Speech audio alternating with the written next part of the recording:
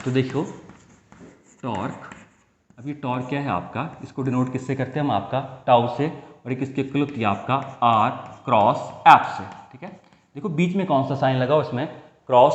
ठीक है, तो क्रॉस का लिखते हैं तो इसको किस तरह से लिखा जाएगा, मैग्नीट्यूड की फॉर्म में, आर एफ साइन थीटा। अब यहाँ पे अगर आर की बात करें तो आर क्या है आपका, R distance from the axis of rotation, distance from the axis of rotation. अगर आपकी बात करें इसका एफ का, तो एफ तो आप जानते ही हैं, एफ क्या चीज़ है इसमें, आपका फोर्स। तो जहाँ कहीं भी आपकी रोटेशन हो रही होगी वहाँ पे क्या होगी, आपकी टॉर्क आएगी। अब देखो यहाँ पे क्या लिखा है, आर एफ साइन थीटा। अगर इसको एग्जाम्पल किस पे समझे तो देखो ये क्या चीज़ दिख रही होगी आपकी, इसको पहचानना। क्या लग रहा है आपको, ये स्क्रू की तरह लग रहा है, और अब इसको देखना ये किसी तरह लग रहा है,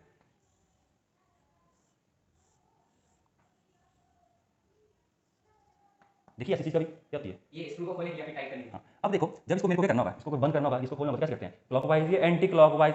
मतलब टॉर्क तो प्रोड्यूस हो, चाहिए आप इसको क्लॉकवाइज घुमाओ चाहे एंटी क्लॉकवाइज, टॉर्क तो प्रोड्यूस हो जाएगी।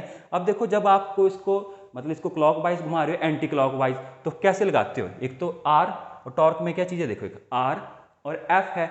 आर क्या होगी, एक्सिस ऑफ रोटेशन कहाँ पे इसकी, यहाँ से लेके आर, यहाँ से लेके यहाँ तक इसकी जो पूरी की पूरी डिस्टेंस होगी, और एफ क्या लग रही होगी आपकी, यहाँ पर फोर्स लग रही होगी। ठीक है, अब देखो आर और एफ के बीच में एंगल कितना दिख रहा है, यहाँ पर 90 डिग्री। ठीक है, आर एफ के बीच में एंगल 90 डिग्री। मतलब मैं यहाँ पे ये पता करना चाहता हूँ कि कब जो आपकी टॉर्क की वैल्यू है वो मैक्सिमम आएगी, और कब जो आपकी टॉर्क की वैल्यू है वो मिनिमम आएगी।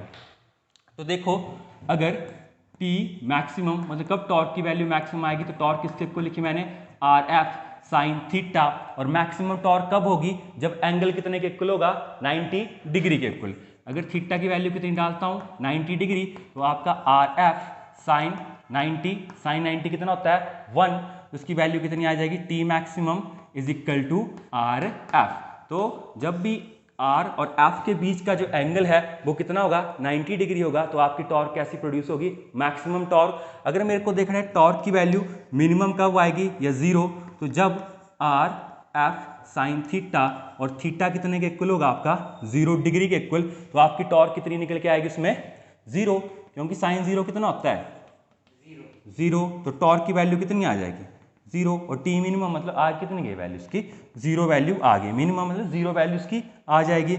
अब देखो 0 का मतलब क्या है, इस तरफ को आपने क्या लगा रहे थे, पहले फोर्स इसके 90 डिग्री पे, अब कैसे लगा दो, इस तरफ को ये R है और उसी तरफ को क्या लग रही है तुम्हारा F, दोनों के बीच में एंगल कितना था, अब 0 डिग्री था ना दोनों के बीच में एंगल। ठीक है, तो अब इसको एक एग्जांपल के पर समझते हैं। देखिए अब एग्जांपल, ये R है, ये दरवाजे से लेके यहाँ तक क्या आपका R, और इस तरफ आपको क्या लगा रहे हो, इसको फोर्स लगा रहे हो ना। ठीक है, लगाओ भला, इस तरफ इसको फोर्स लगा, देखो अगर मैंने इस तरफ फोर्स लगाया, मेरी आर्म यहाँ पे मैं इस तरफ इसको फोर्स लगा रहा हूँ, और दरवाजे का यहाँ तक जिसके एक्सिस ऑफ रोटेशन है, इसके और मेरी बाजू के बीच में एंगल कितना है, 90 डिग्री का एंगल है। ठीक है, अगर इस केस में फोर्स टॉर्क कैसी प्रोड्यूस होगी, मैक्सिमम। और दूसरा केस हमने कब लिखा था, जब एंगल कितना था, 0 डिग्री, तो 0 डिग्री एंगल कब होगा, जब इसको फोर्स कैसे लगाएगी, ऐसे। तो दोनों केसेस में फोर्स लगा के देखो, हाँ देखो फोर्स कैसी लग रही है। अब आपकी आर्म और दरवाजे के बीच में एंगल कितना था, 90 डिग्री। अब उसमें देखो ऐसे, अब एंगल, अब फोर्स लगाओ, फोर्स अब कितना एंगल है आपकी आर्म में, 0 डिग्री, तो टॉर्क कैसी हुई, 0। एंगल बना के देखो।